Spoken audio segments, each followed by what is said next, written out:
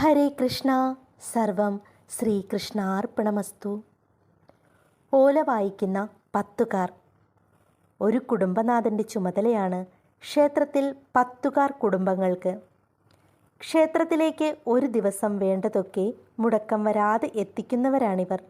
ഒരു ദിവസത്തെ എല്ലാ ചുമതലകളും കഴിഞ്ഞാൽ രാത്രി ക്ഷേത്രനട അടയ്ക്കുമ്പോൾ ഓല വായനയുണ്ട്.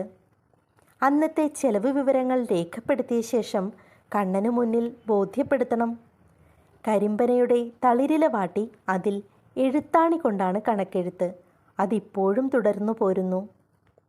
ചൊവ്വല്ലൂർ ആദ്യ 10, വടക്കേപ്പാട്ട് നടുപ്പത്ത്, തിരുവെങ്കിടം ഒടുപ്പത്ത് എന്നീ 3 വാര്യർ കുടുംബങ്ങളാണ് ഗുരുവായൂർ ക്ഷേത്രത്തിലെ പാരമ്പര്യ പത്തുകാരായ അവകാശികൾ. 10 ദിവസത്തെ ജോലി എന്നതാണ് പത്തുകാർ എന്നുകൊണ്ടുദ്ദേശിക്കുന്നത്. ഓരോ വാര്യർ കുടുംബങ്ങൾക്കും മാസത്തിൽ 10 ദിവസം എന്ന ക്രമത്തിൽ ഊഴമനുസരിച്ചാണ് ജോലികൾ. വെളുപ്പിന് 2-ന് എത്തണം. തിടപ്പള്ളിയിലെ അടുപ്പിലേക്ക് തീ പകരണം. നിവേദ്യങ്ങൾക്കുള്ള അരിയും മറ്റിനങ്ങളും എത്തിക്കണം.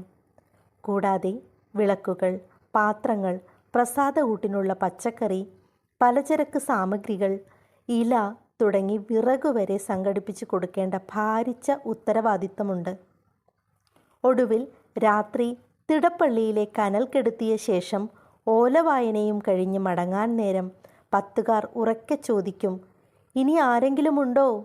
നാലമ്പലത്തിനകത്ത് നിന്ന് എല്ലാവരും പുറത്തു കടന്നോ എന്നുറപ്പാക്കാനുള്ള ചോദ്യമാണിത്.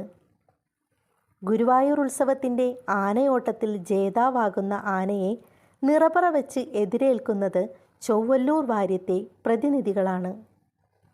പള്ളിവേട്ടയുടെ പ്രദക്ഷിണം കഴിഞ്ഞ് നമസ്കാര മണ്ഡപത്തിലെ വെള്ളിക്കട്ടിലിൽ ക്ഷീണിതനായി ഉറങ്ങുന്ന പൊന്നുഗുരുവായൂരപ്പന് കാവലിരിക്കുന്നതിന് നേതൃത്വം തിരുവെങ്കിടം വാര്യർക്കും, ആറാട്ടിൻ്റെ ഗ്രാമപ്രദക്ഷിണം കഴിഞ്ഞ് ഗുരുവായൂരപ്പനെ വടക്കേപ്പാട്ടുകാരും എതിരേൽക്കും. ഏവർക്കും ഗുരുവായൂരപ്പൻ്റെ എല്ലാ അനുഗ്രഹവും ലഭിക്കട്ടെ. കൃഷ്ണ ഗുരുവായൂരപ്പ ശരണം.